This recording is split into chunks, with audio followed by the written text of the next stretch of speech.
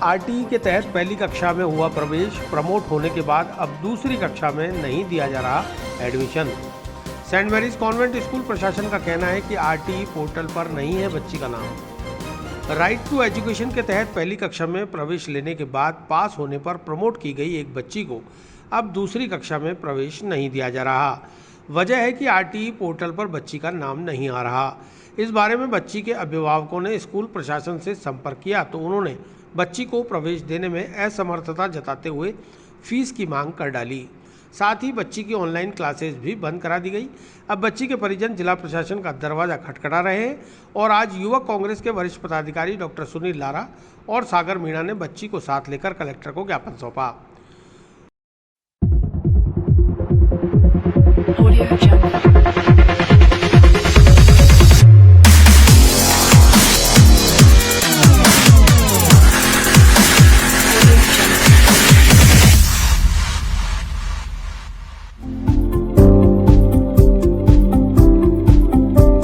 Sunil Lara, सागर मीणा और बच्ची के पिता विनीत भटनागर ने बताया कि पैसों के लिए प्राइवेट और निजी स्कूल किस तरह से बच्चों के भविष्य के साथ खिलवाड़ कर रहे हैं।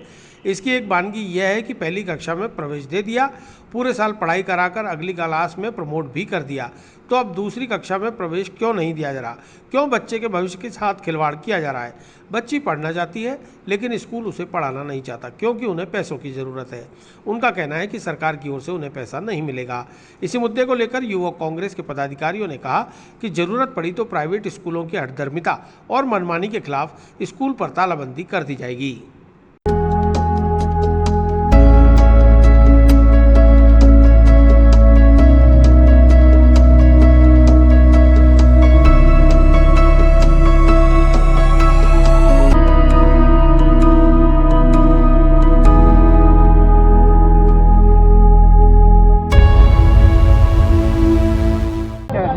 आरटी के थ्रू बच्ची का एडमिशन फर्स्ट क्लास में कराया गया था, जो कि हो चुका है। फर्स्ट क्लास बच्ची ने पास भी कर ली है, मार्कशीट वगैरह सब चीज़ आ चुकी है। बट सेकंड क्लास में एडमिशन के थ्रू फ़ोन आया स्कूल से कि बच्ची का या तो स्कूल पोर्टल में नाम नहीं आ रहा है। तो हम जिला मुख्यालय भी जाके आए थे, वहाँ पे भी हमने ज्ञापन दिया है और स्कूल प्रशासन से भी कहा, तो उन्होंने अभी ऑनलाइन स्टडी बच्ची की रोक दी है, जो कि बिल्कुल अनुचित है।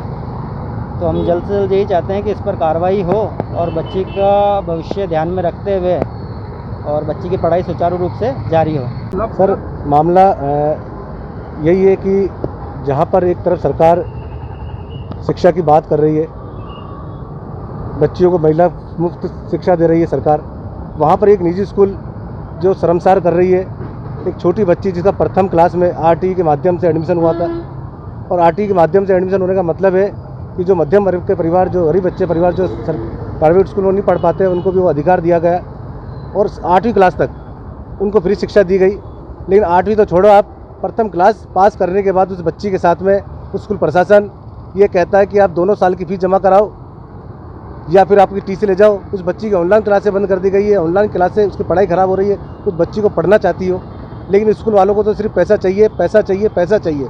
अरे कुछ मानवता भी तभी कोई नाम की चीज़ है। आज मैंने कलेक्टर साहब से आकर के मिले, बच्ची भी साथ में मिली आकर के।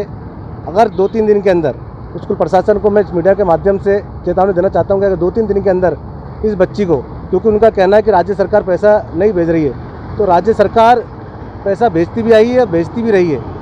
और ऐसा नहीं है कि राजस्थान में ये एक ही बच्ची आरटीई के माध्यम से पढ़ रही है, लाखों बच्चे आरटीई के माध्यम से पढ़ रहे हैं। और ऐसे कई बच्चे हैं जो पीड़ित बच्चे जो सामने नहीं आते, लेकिन इन परिवार ने हिम्मत करके सामने आए हैं, उसके खिलाफ बोलने के लिए आए हैं। और 3 दिन का समय हम उनको स्कूल वालों को दे रहे हैं। अगर इस बच्ची को ऑनलाइन क्लासेस वापस ज्वाइन नहीं कराई या उस बच्ची को प्रवेश नहीं दिया गया, तो हम यूथ कांग्रेस आकर के सेंट क्वीन मैरी स्कूल के बाहर आकर ताला लगाएंगे। उसकी समझ जिम्मेदारी प्रशासन की होगी, क्योंकि हम कलेक्टर साहब को भी अवगत करा चुके हैं, फिर कलेक्टर साहब को अवगत करा चुके हैं। उसके बाद में अगर कोई जनहानि होती है, कुछ होती है उसके खिलाफ, तो उसकी समझ जिम्मेदारी प्रशासन की है। ये जो बच्ची है जिसका हिमांशी, जिसको आईटीई के तहत एडमिशन हुआ, स्कूल बेशर्मी की हदें सारी पार कर चुकी है। सिर्फ एक इनको मानवता शिक्षा जो मंदिर है, शिक्षा का जो मंदिर कहा जाता है, उस मंदिर में एक बच्ची पढ़ना चाहती है, सिर्फ केवल मात्र पैसों के लिए मासूम बच्ची के साथ ऐसा खिलवाड़ किया जा रहा है। जबकि राज्य के मुख्यमंत्री अशोक गहलोत बच्चियों के लिए इतनी अच्छी योजनाएं लेके आए हैं, बेटी बचाओ बेटी पढ़ाओ का स्लोगन दे दिया हमारी सरकार, और केवल एक प्राइवेट स्कूल केवल अपनी मनमर्जी करने के लिए,